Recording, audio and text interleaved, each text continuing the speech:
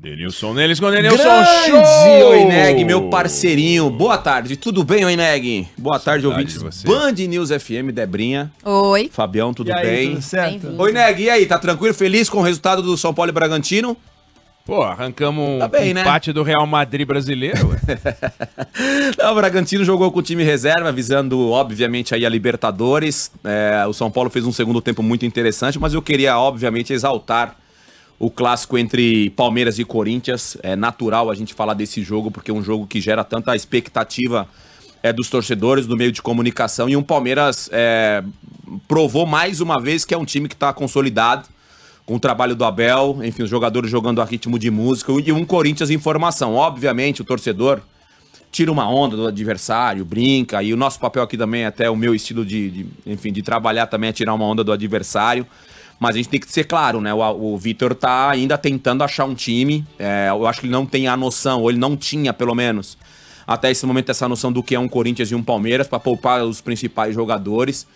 Eu tô falando porque como a gente não tem o dia a dia, como antigamente a gente estava todos os dias, a imprensa nesse caso, todos os dias ali nos treinamentos, então você tinha um pouquinho mais de noção do que estava acontecendo. Então a gente fala aqui do que o treinador faz e a gente tenta analisar, porque pode ser que o Renato Augusto realmente não estava bem, pode ser que o Willian também realmente não estava bem, ou de repente o jogador chega no treinador.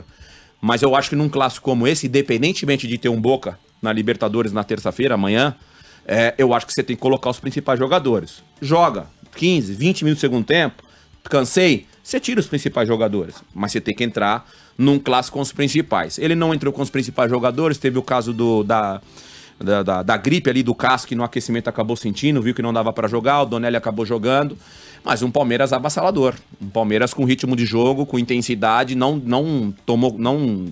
nem percebeu que o Corinthians estava jogando, o Corinthians com muitas dificuldades, e a gente sabe que o futebol, essa dinâmica do futebol, o Corinthians joga contra o Boca Juniors, qualquer resultado que não seja uma vitória jogando em casa, pode gerar aí um desconforto no torcedor, pode gerar aí um desconforto interno, então o Corinthians tem que ficar muito atento com esse jogo da Libertadores e tentar vencer para deixar um ambiente mais tranquilo. Falando do líder do Campeonato Brasileiro também, que é importante a gente falar, que é o Santos, para muito surpresa, né, o Santos ser o líder do campeonato nessa rodada, vale lembrar, né, Fábio? Que ainda tem o Avaí para jogar hoje contra o Goiás, e acho que lá no dia 1º... 1º de junho. O Ceará, Fortaleza e Ceará, aí encerra a terceira rodada. Mas o fato é que hoje o Santos é o líder, eu acompanhei o jogo do Santos ontem, me chamou a atenção a ausência do Ricardo Goulart fora, o Léo Batistão acabou sendo o titular. Tecnicamente, o Léo Batistão para mim é um jogador normal, né? Normal, mas só que é um cara que se entrega muito. Tanto é que o torcedor ontem santista que começou o jogo fazendo um protesto, não tinha ali as organizadas, por exemplo, quando colocam aquelas faixas e tal, de incentivo e tudo mais, não tinha nenhuma faixa na Vila Belmiro, o torcedor não estava tão empolgado assim, e aos poucos o Ângelo foi conseguindo fazer um jogo interessante, o Marcos Leonardo, que pra mim é um jogador que tem que olhar, tem que ter um olhar clínico assim, mais de perto dele, porque me parece um jogador que tá em formação, óbvio, 18 anos, mas pode ser que futuramente seja um jogador importante aí para a seleção brasileira. Zanocelo no meio de campo também foi protagonista, marcando 2 gols. O Maicon fez uma partida segura, para mim o melhor jogo dele com a camisa do Santos. Para muitos, obviamente é uma surpresa ver o Santos no líder do campeonato, mas internamente o trabalho vem sendo feito com o Busto para fazer até uma analogia, uma comparação.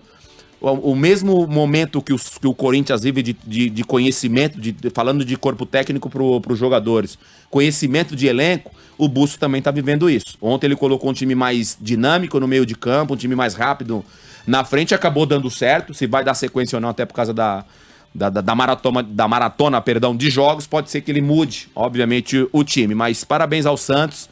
Não acho que é um time que vai lutar para ser campeão brasileiro. Acho que vai ficar aí lutando ainda para fugir de uma zona de rebaixamento ou do rebaixamento, mas é importante num campeonato tão disputado quanto o brasileiro você somar pontos, principalmente jogando em casa.